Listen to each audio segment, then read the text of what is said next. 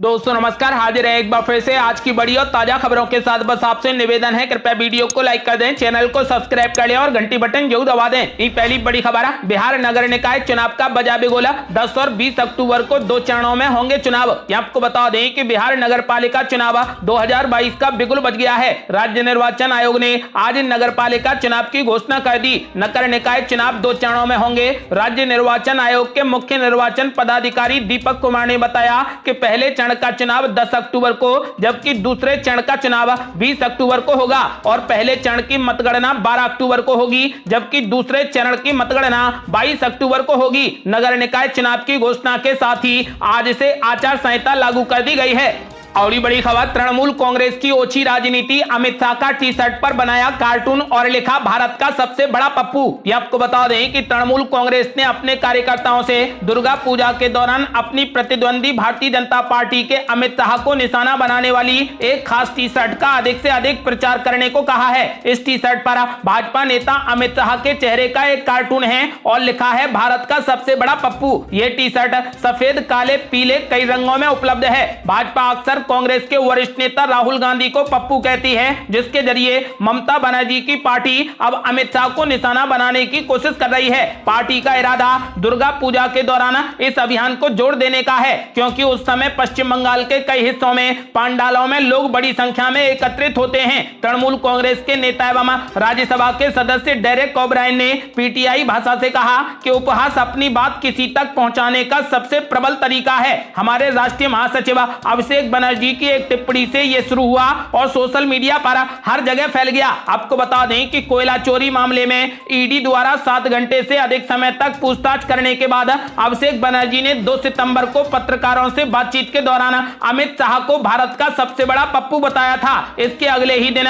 ममता बनर्जी के रिश्तेदार आकाश बनर्जी और अदिति ज्ञाने ने सोशल मीडिया पर अमित शाह के कार्टून और नारा लिखी टी शर्ट पहने तस्वीरें भी साझा की थी। तृणमूल कांग्रेस से जुड़े सूत्रों ने बताया कि अभिषेक बनर्जी ने पार्टी के युवा कार्यकर्ताओं को इसके नए डिजाइन तैयार करने और उसे करीब 300 रुपए के दाम पर बेचने को कहा है। ओब्रायन ने कहा कि पहले ये टी शर्ट केवल ऑनलाइन मिल रही थी, अब इसे बाजार से भी खरीदा जा सकता है। आपको बता दें कि भाजपा के वरिष्ठ नेता राहुल सिन्हा ने इस अभियान पर कहा कि इस निजी हमले का कोई भी फायदा नहीं होगा। सिन्हा ने कहा कि तृणमूल कांग्रेस के पास में भाजपा से लड़ने के लिए कोई भी मुद्दा नहीं है, इसलिए वो लोगों को निजी तौर पर निशाना बना रही है। यह दिखाता है कि तृणमूल कांग्रेस अब अपने पतन की ओर बढ़ रही है। और बड़ी खबर, अखिलेश यादव ने बीजेपी पर बोला जबरदस्त हमला। कहा भाषे भाजपा और भाषे भ्रष्टाचार। यदि करप्शन से लड़ेगी तो सरकार बनाने और गिराने का पैसा कहां से लाएगी बीजेपी। ये आपको बता दें कि विधानसभा चुनाव में मिली हार के बाद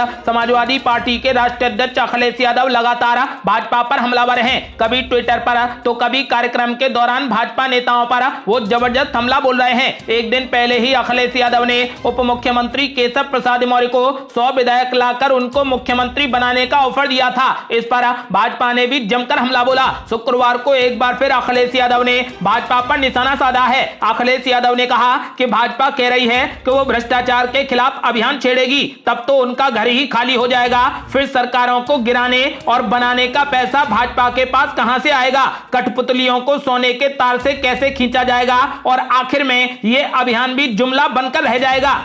और बड़ी खबर, केशव प्रसाद मौर्य को मुख्यमंत्री का ऑफर देने के पीछे अखिलेश यादव की थी बड़ी चाल। 2024 के लिए तगड़ी पिच तैयार कर रहे अखिलेश यादव। आपको बता दें कि यूपी के उप मुख्यमंत्री केशव प्रसाद मौर्य को 100 विधायक लाने पर मुख्यमंत्री बनाने का ऑफर देने के पीछे अखिलेश यादव की आखिर कौन सी सियासी चाल है। इस बारे में राजनीतिक जानकारों का मानना है कि अखिलेश यादव यूपी में पिछड़ों को पूरे तरीके से अपने पक्ष में गोलबंदी कराने के लिए अब नया दांव चल रहे हैं। अब वो भारतीय जनता पार्टी में अगड़ा बनाम पिछड़ा का सवाल खड़ा करने की कोशिश में है। केशव प्रसाद मौर्य को मुख्यमंत्री बनाने की मुहिम का राग उन्होंने शायद इसीलिए छेड़ा है। हालांकि इसका माकूल जवाब उप मुख्यमंत्री केशव प्रसाद मौर्य ने दिया है, लेकिन सपा मुखिया इस सवाल को और गहराने की तैयारी में है। विधानसभा चुनाव तो 2027 में होना है, पर 18 से 19 महीने बाद होने वाले लोकसभा चुनाव में सपा पिछड़ा बनाम अगड़ा की पिच पर खेलना चाहती है। इसके जरिए वो जहां तमाम पिछड़ी जातियों में पैठ बनाने की कोशिश में है, तो वहीं वो नई चुनौती बनकर उभर रहे शिवपाल यादव की पार्टी को भी अप्रासंगिक जताने की जुगत में है। अगली बड़ी खबर, कांग्रेस अध्यक्ष बनने के सवाल पर राहुल गांधी ने पहली बार किया खुलासा। बोले कोई कंफ्यूजन नहीं है, बस इंतजार करिए। ये आपको बता दें कि राहुल गांधी कांग्रेस अध्यक्ष बनेंगे या नहीं, इस पर कांग्रेसियों के अलावा देश भर के राजनीतिक पंडितों की नजर है। इस बीच राहुल गांधी ने इस सस्पेंस को और बढ़ाते हुए इंतजार करने की बात कह दी है। भारत जोड़ो यात्रा पर निकले राहुल गांधी ने कहा कि मैं कांग्रेस का अध्यक्ष बनूंगा या नहीं, ये बात तब पता चल जाएगी जब कांग्रेस के संगठन चुनाव होंगे। मुझे क्या करना है इसे लेकर मैं पूरे तरीके से क्लियर हूं, मेरे दिमाग में कोई कंफ्यूजन नहीं है। यही नहीं, राहुल गांधी ने भाजपा पर हमला बोलते हुए कहा कि उसने देश के सभी संस्थानों पर कब्जा जमा लिया है और उन पर दबाव बना रही है। हम सिर्फ एक राजनीतिक दल से नहीं लड़ रहे हैं, ये लड़ाई भारत की पूरी व्यवस्था और विपक्ष के बीच हो गई। राहुल गांधी ने कहा कि दो अलग अलग विचारों की ये लड़ाई करीब 1000 साल से चली आ रही है और जारी रहेगी। भारत को लेकर दो विजन है, एक ऐसा विचार है जो सबको कंट्रोल करने की बात करता है, इसके अलावा दूसरा ऐसा है जो खुले विचारों वाला है और सबका सम्मान करता है। इन दोनों के बीच में लड़ाई तो जारी ही रहेगी। बता दें कि राहुल गांधी कांग्रेस के अध्यक्ष बनेंगे या नहीं, इसे लेकर लगातार कांग्रेस पार्टी पसोपेश में चल रही है। अशोक गहलोत समेत कई कांग्रेस नेताओं ने राहुल गांधी से आग्रह किया है कि वो कांग्रेस के अध्यक्ष बनने के लिए तैयार हो जाएं। आपका क्या मानना है, क्या राहुल गांधी को ही अध्यक्ष बनाया जाना चाहिए? अपनी राय हमें वीडियो लाइक कर कमेंट बॉक्स में जरूर दें। और बड़ी खबर, बीजेपी से मुकाबले का आखिर क्या होगा फॉर्मूला? असदुद्दीन ओवैसी ने विपक्षी एकजुटता की वकालत। आपको बता दें कि एआईएमआईएम के प्रमुख असदुद्दीन ओवैसी ने एबीपी न्यूज के खास शो प्रेस कॉन्फ्रेंस में कई मुद्दों पर बात की। असदुद्दीन ओवैसी ने लोकसभा चुनाव 2024 और नीतीश कुमार को लेकर कहा कि नीतीश कुमार गोधरा कांड के वक्त रेल मंत्री थे, तब उन्होंने कोई भी कार्रवाई नहीं की। उन्होंने कहा कि 2002 के दंगों के वक्त वे बीजेपी के साथ थे, बाद में बीजेपी के साथ उन्होंने सरकार भी बनाई, फिर उन्होंने 2015 में उनका साथ छोड़ दिया, 2017 में फिर से मोदी के साथ चले गए और अब फिर से बीजेपी से अलग हो गए हैं। नीतीश कुमार कहां ठहरेंगे ये मालूम नहीं है। नीतीश कुमार विपक्ष को एकजुट करने का प्रयास कर रहे हैं, क्या आप उनके साथ हैं? इस सवाल पर ओवैसी ने कहा कि पीएम मोदी को 1 to 1 नहीं हराया जा सकता, इससे पीएम मोदी को ही फायदा होगा। बीजेपी से मुकाबला करने को अलग तरीका होना चाहिए, हमें 540 सीटों पर मुकाबला करना चाहिए और यह मुकाबला सरकार के कामों को लेकर होना चाहिए। उन्होंने कहा कि अगर आपने मोदी से 1 to 1 मुकाबला किया तो वे मुगलों के, नेहरू के और सिस्टम के पीछे छुप जाएंगे। हमें उनसे पूछना पड़ेगा कि अगर उनका राष्ट्रवाद इतना मजबूत है तो कैसे चीन हमारी जमीन पर कब्जा करके बैठा है। मैं चाहता हूं कि देश में खिचड़ी सरकार बने। पीएम मोदी तो अपनी बात करते हैं, एक संस्कृति और एक धर्म की बात करते हैं, क्या खिचड़ी सरकार में नीतीश कुमार को प्रधानमंत्री बनाएंगे? इस सवाल पर असदुद्दीन ओवैसी ने कहा कि सरकार किसी शहजादे या दीदी के लिए, नीतीश या चाचा के लिए ना हो। नीतीश के मिजाज में कोई ठहराव नहीं है। असदुद्दीन ओवैसी ने कहा कि सरकार देश के लिए और जनता के लिए बननी चाहिए। और बड़ी खबर, बारामती में भाजपा की अमेठी जैसी प्लानिंग पर जमकर बरसी शरद पवार की पार्टी। कहा कोए के श्राप से गाय नहीं मरती। ये आपको बता दें कि महाराष्ट्र भाजपा के मुखिया चंद्रशेखर बावनकुले ने शरद पवार की बेटी सुप्रिया सुले के लोकसभा क्षेत्र बारामती का दौरा किया है। उसके बाद से ही इस पर राजनीति तेज हो गई है और इसे शरद पवार फैमिली को घेरने की भाजपा की कोशिशों के तौर पर देखा जा रहा है। पहले ही भाजपा ने जिन 16 सीटों की फोकस बढ़ाने के लिए लिस्ट तैयार की है उसमें बारामती को भी शामिल किया गया था। ऐसे में अब बावनकुले के दौरे ने सियासी पारा और चढ़ा दिया है। वहीं एनसीपी भी हमलावर हो गई है और अजीत पवार ने तंज कसते हुए कहा कि कभी कोए के श्राप से गाय नहीं मरती है। और बड़ी खबर, यूपी के मदरसों पर बीजेपी की टेढ़ी नजर। सर्वे को लेकर मायावती ने योगी सरकार पर बोला हमला। आपको बता दें कि बसपा सुप्रीमो मायावती ने यूपी में मदरसों के सर्वे को लेकर योगी आदित्यनाथ सरकार और बीजेपी पर जमकर हमला बोला। उन्होंने कहा कि यूपी के मदरसों पर बीजेपी की टेढ़ी नजर है। उन्होंने बीजेपी पर तुष्टीकरण की राजनीति करने का भी आरोप लगाया। मायावती ने कहा कि मुस्लिम समाज के शोषित, उपेक्षित और दंगा पीड़ित होने आदि की शिकायत कांग्रेस के जमाने से आ रही है, फिर भी बीजेपी द्वारा तुष्टीकरण के नाम पर बीजेपी संकीर्ण राजनीति करके सत्ता में आ जाने के बाद अब इनके दमन व आतंकित करने का खेल अनवरत जारी है, जो अति दुखद और निंदनीय है। एक के बाद एक ट्वीट्स में उन्होंने कहा कि इसी क्रम में अब यूपी में मदरसों पर भाजपा सरकार की टेढ़ी नजर है। है। मदरसा सर्वे के नाम पर कौम के चंदे पर चलने वाली निजी मदरसों में भी हस्तक्षेप का प्रयास किया जा रहा है, जो अनुचित है। जबकि सरकारी अनुदान से चलने वाले मदरसों और सरकारी स्कूलों की बदतर हालत को सुधारने पर सरकार को ध्यान केंद्रित करना चाहिए। गौरतलब है कि मायावती पहले भी बीजेपी सरकार पर निशाना साधती रही हैं। गुरुवार को एक ट्वीट में उन्होंने बीजेपी सरकार पर किसानों की उपेक्षा का भी आरोप लगाया था। मायावती ने यूपी में इस साल बेहद कम बारिश होने का उल्लेख करते हुए प्रदेश और केंद्र सरकार से किसानों की तत्काल मदद की मांग की थी। इससे पहले बसपा सुप्रीमो ने बीते दिनों यूपी सरकार की ओर से किसानों को मदद की घोषणा को ऊंट के मुंह में जीरे जैसा बताया था। और बड़ी खबर, 2024 की जंग के लिए भाजपा ने खोल दिए पत्ते, 15 राज्यों में तय कर दिए सेनापति। ये आपको बता दें कि भाजपा ने संगठन में बड़ा बदलाव कर दिया है। पार्टी ने 15 राज्यों के संगठन प्रभारियों और सह प्रभारियों को बदल दिया है। अगले वर्ष विधानसभा चुनाव में जाने वाले राज्यों मध्य प्रदेश में पी मुरलीधर राव, राजस्थान में अरुण सिंह और तेलंगाना में तरुण चुग को संगठन प्रभारी बनाया गया है। छत्तीसगढ़ में ओम माथुर को प्रभारी पद की जिम्मेदारी दी गई है। नीतीश कुमार से तालमेल गड़बड़ाने के बाद बिहार में सत्ता गंवाने वाले राज्य में विनोद तावड़े को प्रभारी बनाया गया है। 2024 के लोकसभा चुनाव से पहले 2023 में 9 राज्यों में विधानसभा चुनाव होंगे। इन चुनावों का असर 2024 के लोकसभा चुनाव पर भी होगा। लिहाजा 5 चुनावी राज्यों में प्रभारियों के कार्यक्षेत्र में बदलाव को बेहद महत्वपूर्ण माना जा रहा है। पश्चिम बंगाल का किला जीतने में असफल रही भाजपा ने अब अपने तर्कस से नया तीर निकालकर ममता दीदी के गढ़ में सेंध लगाने की रणनीति बनाई है। बिहार के तेज तर्रार नेता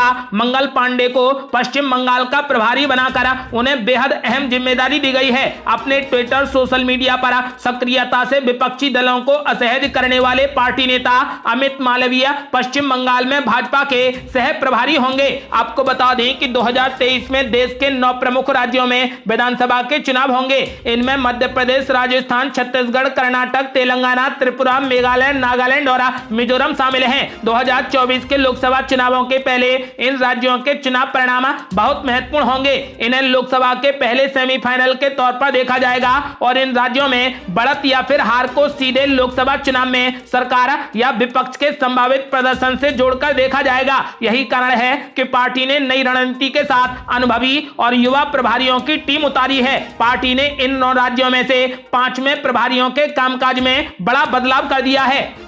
और बड़ी खबर, बीजेपी ने राहुल गांधी की टी शर्ट को लेकर बोला हमला, कांग्रेस ने किया पलटवार, कहा बात अब पीएम मोदी के चश्मे तक जाएगी। ये आपको बता दें कि कांग्रेस राहुल गांधी के नेतृत्व में भारत जोड़ो यात्रा निकाल रही है। आपको बता दें कि इस यात्रा का तीसरा दिन समाप्त हो गया है। इस दौरान आज बीजेपी ने राहुल गांधी की टी शर्ट की तस्वीर शेयर कर उन पर जबरदस्त हमला बोला। बीजेपी ने राहुल की टी शर्ट की ब्रांड और कीमत बताते हुए फोटो शेयर की थी, जिसमें बीजेपी ने आरोप लगाया कि इस टी शर्ट की कीमत 41,257 रुपए है। बीजेपी के इस हमले पर अब कांग्रेस ने भी पलटवार किया है। कांग्रेस की ओर से ट्वीट कर कहा गया है कि अरे घबरा गए क्या, भारत जोड़ो यात्रा में उमड़े जन सैलाब को देखकर मुद्दे की बात करो, बेरोजगारी और महंगाई पर बोलो, बाकी कपड़ों पर चर्चा करनी है तो मोदी जी के 10 लाख के सूट और 1.5 लाख रुपए के चश्मे तक बात जाएगी, बताओ करनी है क्या।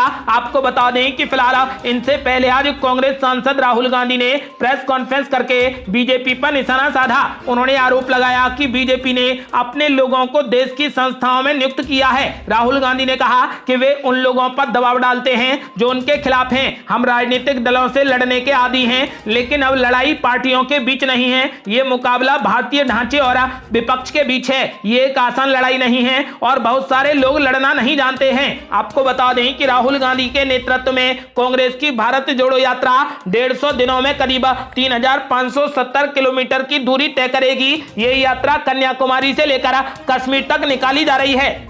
और बड़ी खबर, 2024 के लोकसभा चुनाव में ममता बनर्जी विपक्षी एकता को दिखाएंगी अपने तेवर। ये आपको बता दें कि बिहार के मुख्यमंत्री नीतीश कुमार इन दिनों विपक्षी एकता की वकालत कर रहे हैं। उन्होंने हाल ही में दिल्ली का दौरा कर विभिन्न दलों के करीब 1 दर्जन नेताओं के साथ अलग अलग बैठक की। इसमें कांग्रेस नेता राहुल गांधी और आम आदमी पार्टी के अरविंद केजरीवाल भी शामिल हैं। इसके अलावा हरियाणा में होने वाली एक रैली में ममता बनर्जी के भी शामिल होने की संभावना है। हालांकि इससे पहले तृणमूल कांग्रेस की मुखिया ममता ममता बनर्जी ने अपने तेवर दिखा दिए हैं। उनकी पार्टी ने न सिर्फ उन्हें प्रधानमंत्री पद का योग्य उम्मीदवार बनाया है, बल्कि उन्होंने खुद कांग्रेस और लेफ्ट जैसी विपक्षी पार्टियों के साथ हाथ मिलाने से परहेज के संकेत दे दिए हैं। आपको बता दें कि मुख्यमंत्री ममता बनर्जी 2024 लोकसभा चुनाव के लिए अब अपने तेवर दिखाती जा रही हैं।